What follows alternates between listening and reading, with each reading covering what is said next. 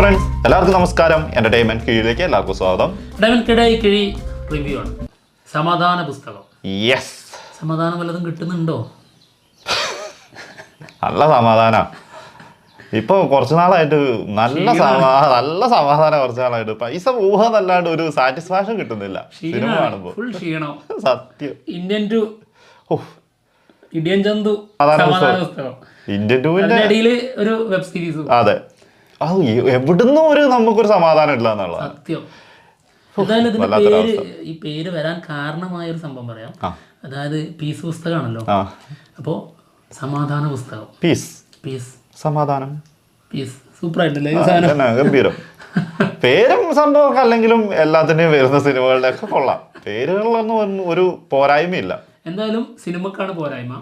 സിനിമയെ കുറിച്ച് പറയാം. ഇതൊരു ചെറിയ സിനിമയാണ്, വളരെ കൊച്ചു ചിത്രം, കൊച്ചു പുസ്തകമാണ്, അതുപോലെ തന്നെ കൊച്ചു സിനിമ. അപ്പോൾ നമ്മൾ അങ്ങനെ തന്നെ എടുക്കുന്നുള്ളൂ.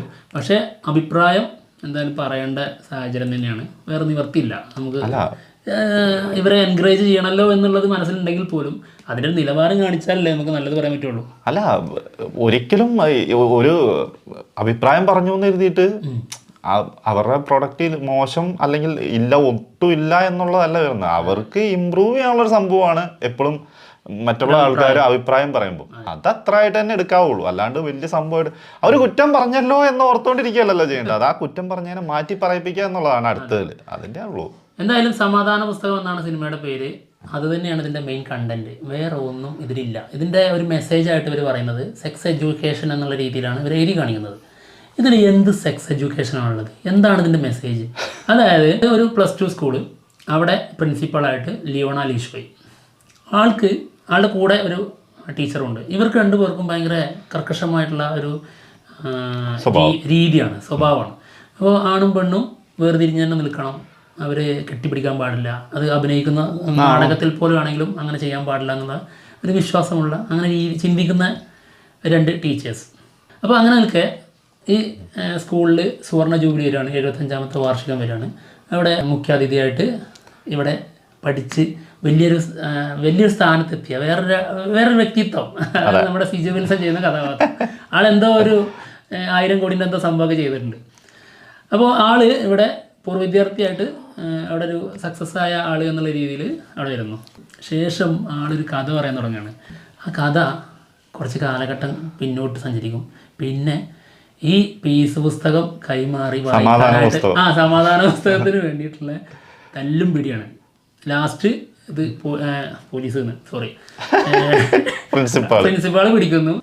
ആ ഫ്ലാഷ് ബാക്ക് അവസാനിക്കുന്നു. നമ്മളിങ്ങനെ കാത്തിരിക്കും എന്താണ് ഇതിലൂടെ നമ്മുടെ സിജു വിൽസൺ പറയാൻ പോകുന്ന മെസ്സേജ്. എല്ലാവർക്കും ഒരു നല്ല ഒരു മെസ്സേജ് കൊടുക്കണമല്ലോ. അതിൽ നിന്നൊരു ഞാൻ ഉദ്ദേശിക്കുന്ന ഇതാണെന്നുള്ളത്. അതിനു വേണ്ടി വെയിറ്റ് ചെയ്യുന്ന സമയത്ത് നമുക്ക് കാണാൻ പറ്റിയൊരു സംഭവം ബലൂണുകളാണ്.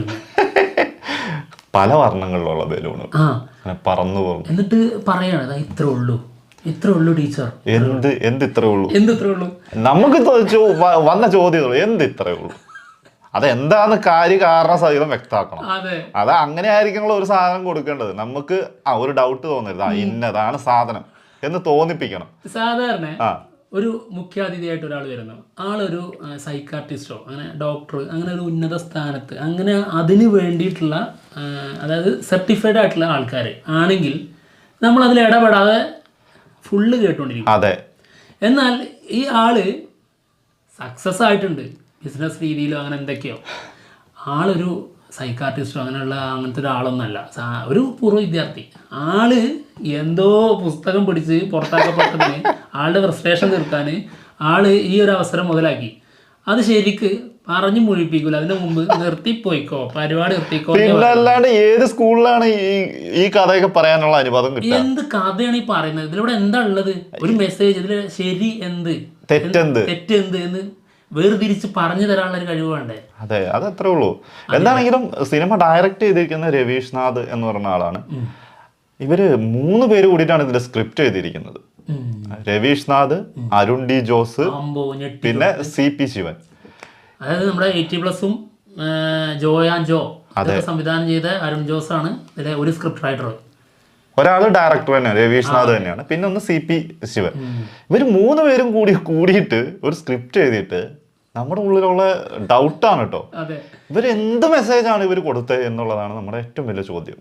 ഞെട്ടിച്ചു ശരിക്കും പറഞ്ഞു കഴിഞ്ഞാൽ. അതിൽ മെസ്സേജ് ഇത്രേ ഉള്ളൂ. അതായത് നമ്മുടെ ലിയോൺ ആലീസോ ചെയ്യുന്ന കഥാപാത്രം ഉണ്ടല്ലോ, പ്രിൻസിപ്പാള്, അവരായിരുന്നു ശരി എന്ന് നമുക്ക് മനസ്സിലായി. കാരണം ശരിയല്ലേ, കാരണം നമുക്കും മനസ്സിലാവുന്നില്ല, ആർക്കും മനസ്സിലാവുന്നില്ലത് എന്താണ് ഈ സിജി വിൽസൺ ചെയ്യുന്ന കഥാപാത്രം പറഞ്ഞു തരുന്നത്. ലാസ്റ്റ് ആള് ഇതിന്റെ ഒരു ടൈലൻഡിങ് പോലെ സംഭവം ഉണ്ട്, അതിലൊന്ന് വ്യക്തമാണ്.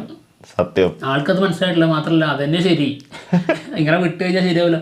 അല്ല, ഇപ്പോൾ +2 പഠിക്കുന്ന കുട്ടികൾ എന്ന് പറഞ്ഞാൽ ചെറിയ കുട്ടികളല്ലേ, അതിന് അവിടെ ആണും പെണ്ണും എന്താ അങ്ങനെ ചെയ്താൽ എന്ന് ചോദിക്കുന്ന ഒരു സാഹചര്യം ഒന്നും ഇല്ല. ശരിക്കും ശരിയല്ല, ടീച്ചേഴ്സ് അത് തിരുത്തന്നെ ചെയ്യും. ഒരിക്കലും അങ്ങനത്തെ ചോദിക്കുകയില്ല. പുസ്തകം പിടിച്ചു, വായിച്ചതൊക്കെ നല്ലതാണ് എന്നാണോ? അതായത് കൊച്ചു പുസ്തകത്തിലുള്ള അത് ശരിയായ രീതിയാണോ ശരിക്കും? ഒരിക്കലും അല്ല. അതാണോ സെക്സിനെ കുറിച്ചുള്ള ശരിയായ എഡ്യൂക്കേഷൻ? അതിൽ നിന്നാണോ പഠിക്കേണ്ടത്?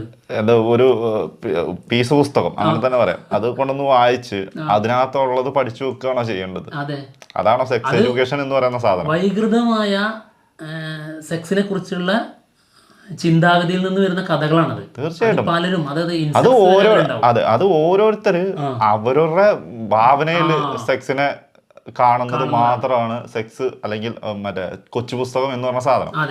അല്ലാണ്ട് അതൊരിക്കലും ഒരു സെക്സ് എഡ്യൂക്കേഷൻ മെറ്റീരിയൽ അല്ലല്ലോ. ഒരിക്കലല്ല. ആ ഒരു സാധനം അല്ലാത്തൊരു സാധനം ഇവർ ഈ സിനിമയിലൂടെ കാണിക്കുന്നത് അല്ലെങ്കിൽ പറയുന്നത് അത് വായിച്ചു വളരണം എന്നുള്ള രീതിയിലുള്ള ഒരു സംഭവം കൊടുക്കുന്ന പോലെ. വായിച്ചു വളർന്നാൽ സിജു വിൽസനെ പോലെ ആവും. അതായത് ആള് വലിയ സക്സസ് ഒക്കെ ആയി, പക്ഷെ എന്ത് പറയണം ഒരു സ്റ്റേജ് കിട്ടിക്കഴിഞ്ഞാൽ കുട്ടികളോട് പിള്ളേരോട് എവിടെ എങ്ങനെ പെരുമാറുന്ന പോലും അറിയാത്ത അവസ്ഥ വരും, ഇതൊക്കെ പഠിച്ചു വായിച്ച് നടന്നു കഴിഞ്ഞാൽ. ചെറിയൊരു തിരുത്തുണ്ട്, സിജു വിൽസനെ പോലെ നല്ലട്ടോ സിജു വിൽസൺ ചെയ്തിരിക്കുന്ന ക്യാരക്ടർ കേട്ടോ, ഒരിക്കലും അങ്ങനെ തെറ്റിദ്ധരിക്കരുത്.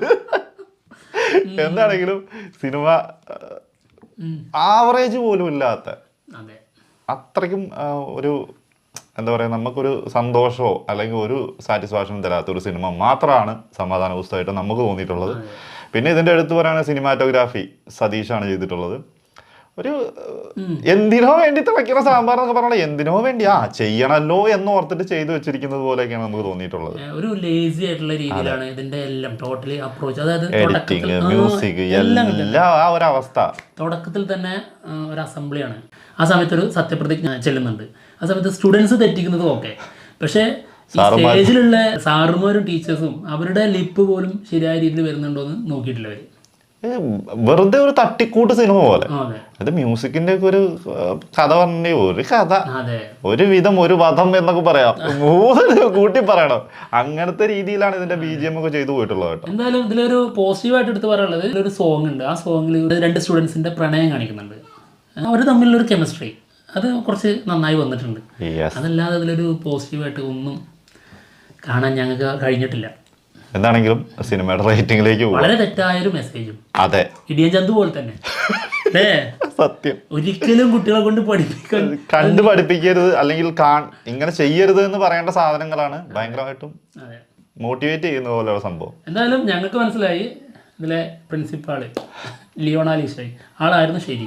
അങ്ങനെ തന്നെ പോണം, സത്യം. ഒരു പ്രായം വരെ ആ ഒരു രീതിയിൽ തന്നെ പോകണം.